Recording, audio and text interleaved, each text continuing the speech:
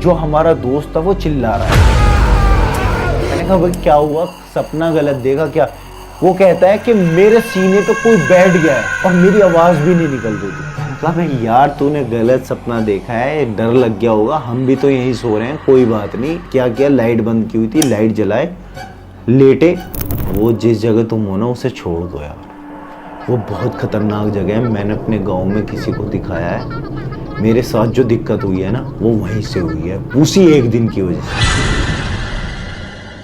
Hello दोस्तों, robin talk की एक और हॉरर स्टोरी में आपका स्वागत है। गाइस, आज हम बात करने वाले हैं एक ऐसी कहानी के बारे में जो ज़्यादातर यंगस्टर घर से बाहर रहते हैं उनके साथ हो जाता है और उन्हें पता भी नहीं लगता, और कितने लोगों को इस चीज़ से सफ़र करना पड़ता है। जी हाँ, मैं बात कर रहा हूँ सन 2016 की।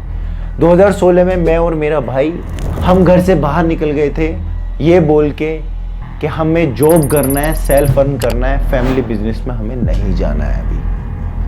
अगर हम फेल होते हैं तब फैमिली बिजनेस में आएंगे। तो बस क्या था, फिर हमारे पेरेंट्स ने साथ दिया, हमारी फैमिली ने साथ दिया, तो हमने इंटरव्यूज़ दिए, इंटरव्यू हमारा क्लियर हुआ, हमें एक कंपनी में जॉब मिल गई। और जॉब के दौरान हमारी नाइट में ट्रेनिंग होती थी और दिन में हमें वापस घर जाना होता था। तो हमारा जो ट्रैवल हो रहा था वो हो रहा था 3 से 3.5 घंटे का, और वापस फिर ऑफिस आना है शाम को। तो इसी बीच में हमने ये डिसाइड किया कि हम पे घर से नहीं हो पाएगी जॉब, हमें एक रूम देखना होगा।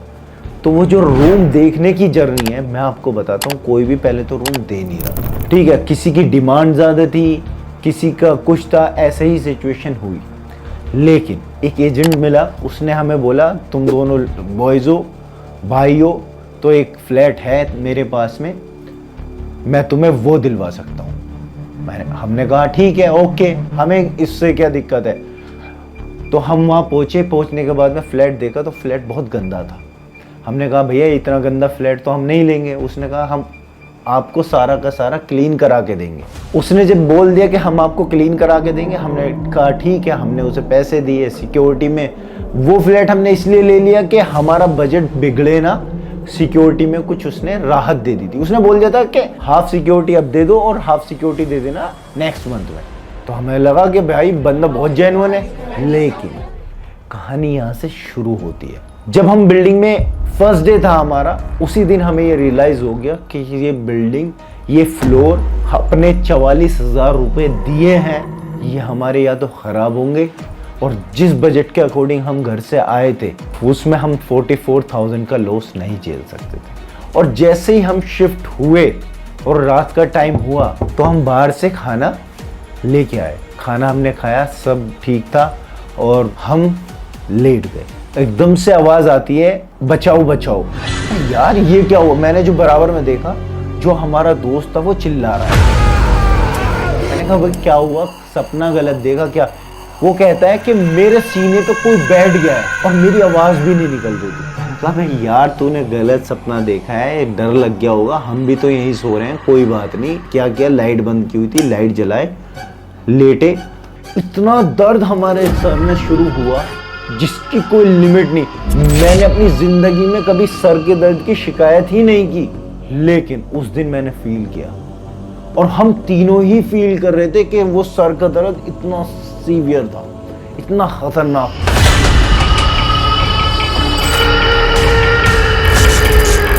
हमें लगा कि ये तो बहुत गलत हो गया है। फिर हम जागे रहे और जो जिस पे आता था वो पढ़ता रहा, और जब वो सब पढ़ लिया तो हमें थोड़ा थोड़ा सुकून मिलना शुरू हुआ। हम वहाँ से निकले नहीं, बाहर नहीं गए, बस हम पढ़ते रहे पढ़ते रहे पढ़ते रहे।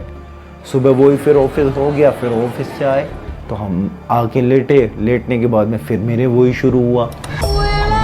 मैंने घर पे कॉल किया, मैंने पूछा कि मुझे तो ऐसे दिक्कत हो रही है, और अगर अब मैंने वो किया तो हमारे 44,000 गए, सिक्योरिटी कौन वापस करेगा? तो फिर घर वालों ने मुझे बोला कि वहाँ से तुम मिट्टी कलेक्ट करना। वो मिट्टी मैं लेके गया, थोड़ी सी मिट्टी कलेक्ट की, मैंने देखा, और फिर उन्होंने उसे कहीं दिखाया और मुझे एक पानी दे दिया बस। मैं राशन की शॉप पे गया और उसने मुझे नया देखा। मैंने कहा भैया राशन कॉल करता हूँ और वहीं भिजवा दिया करो। कि कौन से फ्लोर पे? मैंने बोला 3rd फ्लोर पे। उसने बोला 3rd फ्लोर पे? अरे नहीं, मजाक कर रहे हो क्या? उसने ऐसे जो बोला मेरे कान खड़े हो गए कि मजाक कर रहे हो। मैंने कहा भैया आपने ये क्यों बोला? कहने लगा अरे छोड़ो बात। मैंने कहा भैया आप क्या बात कर रहे हो यार, आप बताओ ना मुझे। उसने कहा किसी को बताना मत, कि उसमें आज तक जितने लोग आए हैं वो 15 दिन से ज़्यादा नहीं रुके हैं। आपको कितने दिन हो गए? मैंने कहा मुझे तो महीना हो गया। कहने लगा भैया आप क्या इंसान हो, वहां तो कोई महीने से ज़्यादा रुका ही नहीं। तो फिर मेरा दिमाग घूमा। मैंने कहा यार ये क्या हुआ, ये तो अजीब चीज़ हो गई। तो सडन मुझे 6 महीने बाद कॉल आती है कि रोबिन।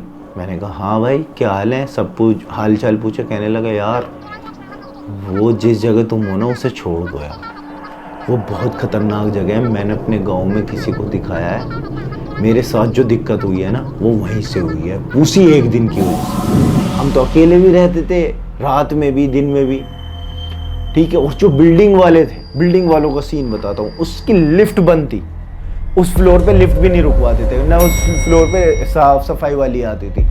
हमने वहाँ करीब 2 साल निकाले हैं, 2 साल। और ऐसा हमें हर दिन फील होता था कि कोई है हमारे पास।